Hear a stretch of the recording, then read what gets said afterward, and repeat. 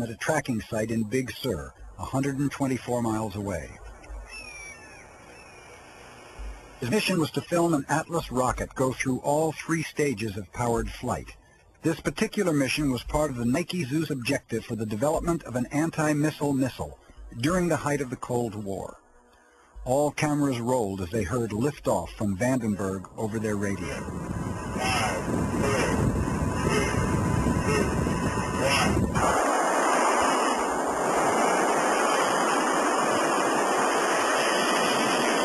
We were looking down southwest, and the missile popped up through the fog. It was just beautiful. And our guys on our M45 tracking mount, the 180-inch lenses on it, got it. And sure enough, we could see all 3 stages of powered flight as they burned out and dropped away. And then, of course, to our naked eye, all we saw was a contrail going off into subspace.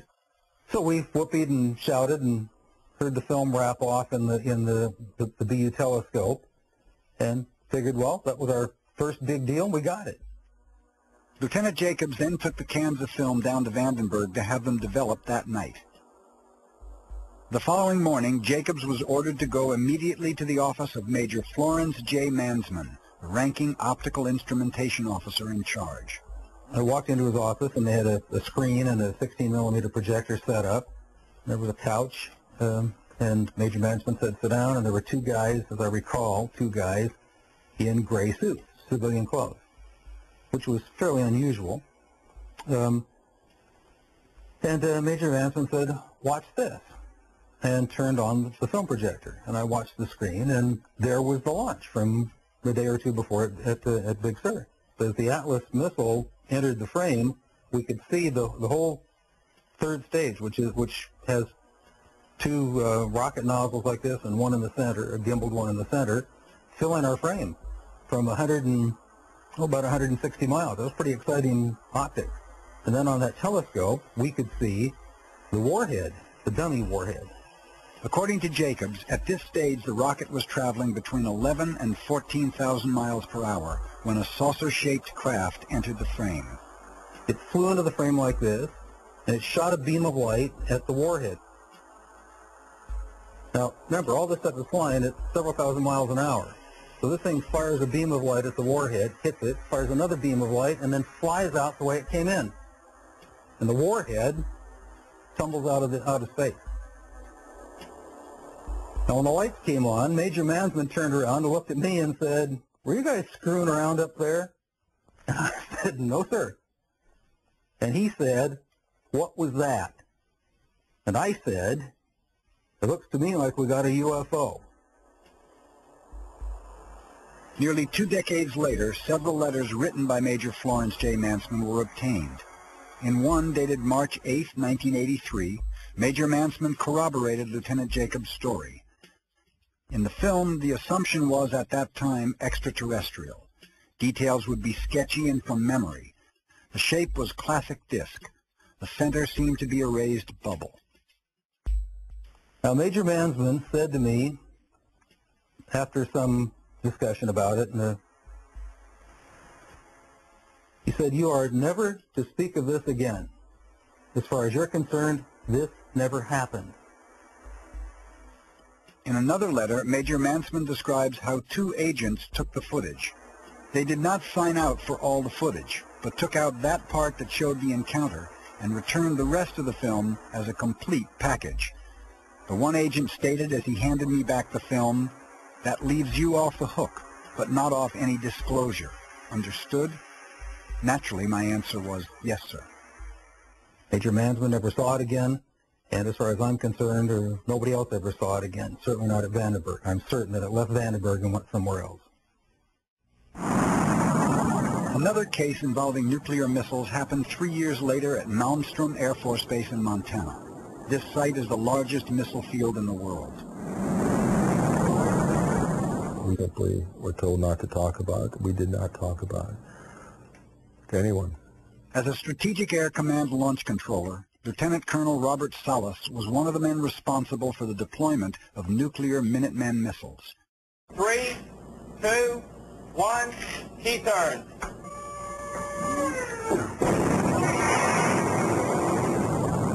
These missiles missiles were to be launched as a counterattack in the event of nuclear war.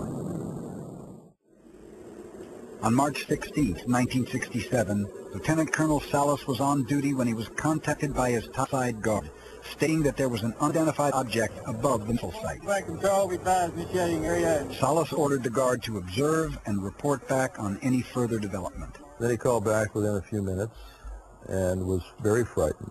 I could tell by his voice he was extremely agitated.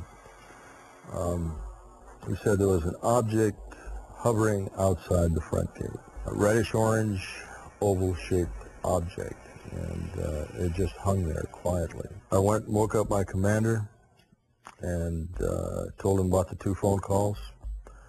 And as I was telling him about the phone calls, our missiles went into no-go condition, one after the other. Well, we lost nearly 20 missiles that morning. After speaking with his commander, Salas again contacted the topside guard. The guard said that the UFO had vanished, basically just took off at high speed, was no longer there. These missiles are controlled individually. So if something did happen within the system, the electrical system, let's say, or the command and control system for one missile, one launch facility, it would not affect the others. And in addition, these missiles are separated by miles. So all these things point to the fact that somehow this object was able to disable these missiles. Later that day, Salas was ordered to report to the Air Force Office of Special Investigations for debriefing by 2 OSI officers.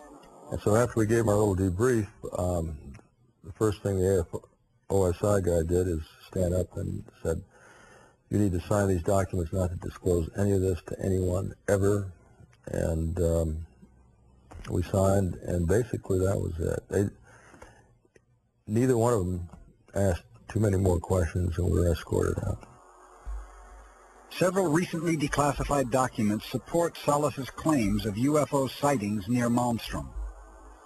This preliminary report, dated the 24th of March, 1967, states that between the hours of 2100 and 0400 Mountain Standard Time, numerous reports were received by Malmstrom Air Force Base agencies of UFO sightings in the Great Falls, Montana area.